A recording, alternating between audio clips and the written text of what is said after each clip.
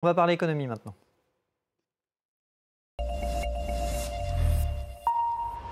Avec vous, Laura Cambeau, bonsoir. Bonsoir. Et un nouveau mouvement de grève qui secoue l'hôpital britannique, une semaine tout pile avant les élections générales. Oui, une grève entamée aujourd'hui pour 5 jours en Angleterre, l'une des nations constitutives du Royaume-Uni. Et ce sont les junior doctors qui font grève. Leur statut est en fait comparable à celui des internes en France. Ils représentent la moitié des médecins anglais. Ils sont quand même 70 000.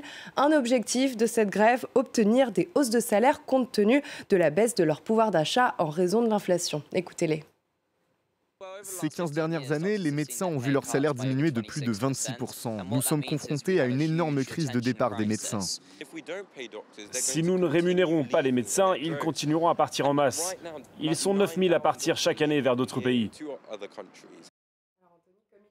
L'hôpital britannique, la NHS, fait face à une hémorragie des professionnels de santé qui préfèrent parfois aller travailler en Australie ou encore en Nouvelle-Zélande. Il faut dire qu'aujourd'hui, les junior doctors gagnent actuellement 15 livres par heure, pas beaucoup plus que le salaire minimum qui est un peu au-dessus des 11 livres. Le principal syndicat réclame une hausse des salaires de 35%, soit 21 livres par heure. Alors cette grave crise qui touche le NHS, l'hôpital public, eh bien, elle date depuis des années. Oui, les listes d'attente de patients en vue d'un traitement ou d'une opération sont gigantesques et elles ne cessent de s'allonger. Le service, il est divisé en plusieurs organismes, celui anglais, écossais, gallois et enfin nord-irlandais. Eh bien, en février, plus de 7,5 millions d'Anglais, même pas de Britanniques, des Anglais attendaient un rendez-vous, certains depuis plus d'un an. Et ce chiffre, il augmente, vous le voyez, depuis 2010. Conséquence, chaque année, des centaines, voire des milliers de décès auraient pu être évités au Royaume-Uni. Et c'est dans ce contexte très compliqué que les médecins des hôpitaux publics participent à leur 11e grève en 1 an et demi. Les 10 grèves précédentes ont contraint l'annulation d'1,4 million de rendez-vous et d'opérations. Cette grève, elle pourrait être encore plus grave, ses conséquences, puisqu'elle se déroule pendant la semaine la plus chaude de l'année. Et elle se déroule à une semaine des élections générales, des grévistes qui s'en prennent largement aux conservateurs. Oui, les touristes qui sont à la tête de l'État depuis maintenant 14 ans. Il y a un an, le Premier ministre Rishi Sunak avait lancé un plan de sauvetage du NHS, un programme d'embauche et de formation. Le problème, c'est qu'il ne s'attaquait pas à la principale revendication, la hausse des salaires. Les salaires n'avaient augmenté que de 6%, loin des 35% réclamés. Interrogé par le Sun cette semaine, Rishi Sunak se défendait. Je ne vais pas dire qu'on peut y remédier du jour au lendemain, mais je peux vous assurer que le budget du NHS continuera d'augmenter plus vite que l'inflation au cours de la prochaine législature. Il atteint déjà des niveaux records, nous avons plus de médecins et d'infirmières et nous utilisons de nouvelles technologies pour vous fournir les soins de santé nécessaires.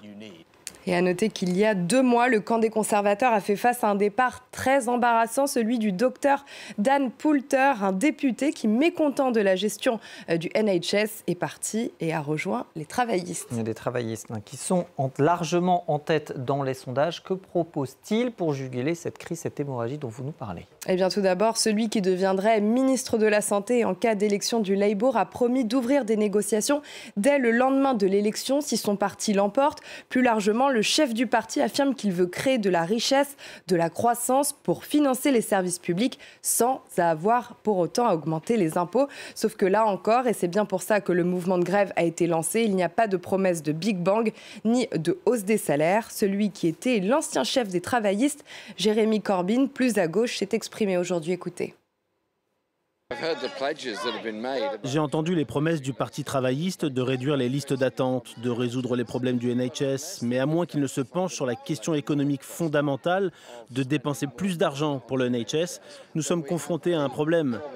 Ces personnes formidables qui ont suivi une formation de 7 ans pour devenir médecins envisagent de quitter le NHS et de partir à l'étranger.